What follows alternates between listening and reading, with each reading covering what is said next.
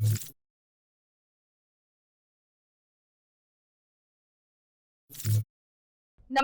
હું છું પ્રિયા અને તમે જોઈ રહ્યા છો જનતા કી જાણકારી ન્યૂઝ।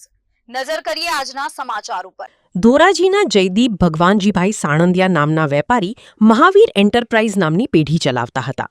આરોપ છે કે વેપારીએ ખેડૂતોને બજાર ભાવ કરતાં વધુ કિંમત આપવાની લાલચ આપી હતી અને ઘઉં, સોયાબીન સહિતની ખેત પેદાશ ખરીદી લીધી હતી।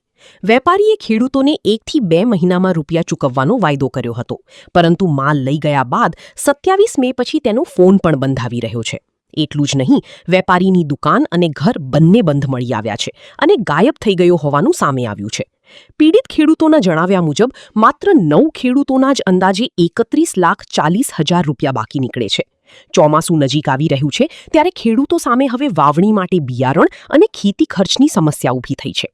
ખેડૂતોનું કહેવું છે કે વેપારીએ તેમને માત્ર કાચી ચિઠ્ઠીઓ અને સહીવાળા ચેક આપ્યા હતા, સાથે ઊંચા ભાવની લાલચ હવે તેમના માટે ભારી પડી છે। કેટલાક ખેડૂતોને લાખો રૂપિયાનું નુકસાન થયું છે। હાલ ખેડૂતોએ અન્ય ખેડૂતોને પણ ચેતવણી આપી છે કે એપીએમસી બહાર વેપાર કરતી વખતે સાવચેતી રાખવી જોઈએ, નહીં તો આવી છેતરપિંડીનો ભોગ બનવાનો વારો આવી શકે છે। સમગ્ર મામલે ધોરાજી પોલીસ સમક્ષ રજૂઆત કરવામાં આવી છે। પોલીસે ખેડૂતોને વિશ્વાસ અપાવ્યો છે કે આરોપીને ઝડપથી ઝડપી પાડવામાં આવશે। અનેક ખેડૂતોની ફરિયાદ સામે આવતા પોલીસે તાત્કાલિક તપાસ શરૂ કરી છે અને આરોપી જ્યાં પણ હશે ત્યાંથી પકડી પાડવાની બાંયધરી આપી છે।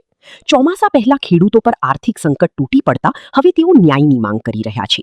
મારું નામ નિલેશભાઈ જગુભાઈ વાઘ, ગામ તોળિયા। હું તોળિયા ગામે રહી ખેતી કામ કરું છું। નિલેશભાઈ, આ તોરણિયામાં જે ઘટના બની છે થોડા દિવસ પહેલાં, શું કહેશો? ઘટના સાહેબ એવી છે કે અમારા ગામના દરેક ખેડૂત પાસેથી અમે જે ઘઉં વાવેલ હોય, સોયાબીન, તુવેર, એ જણસી વાવેલી એનો પાક અમે માર્કેટિંગ યાર્ડમાં અમુક ખેડૂત જતા હોય, અમુક અહીં ગામનો વેપારી છે, તો અમે અત્યારે અમારા ગામના 10 થી 12 જણાનો માલ અમે અમારા ગામના મહાવીર એન્ટરપ્રાઇઝના માલિક જે જયદીપભાઈ છે એને અમે માલ આપેલો અને એમાં એ બધાને ભાવ માર્કેટ કરતાં 450 રૂપિયા ઘઉંના હોય તો એને કોઈ પાસે 70માં લીધા, કોઈ પાસે 480માં, 500માં લીધા અને મહિના 2 મહિનાની શરતે આ જણસી બધાની લીધેલી છે।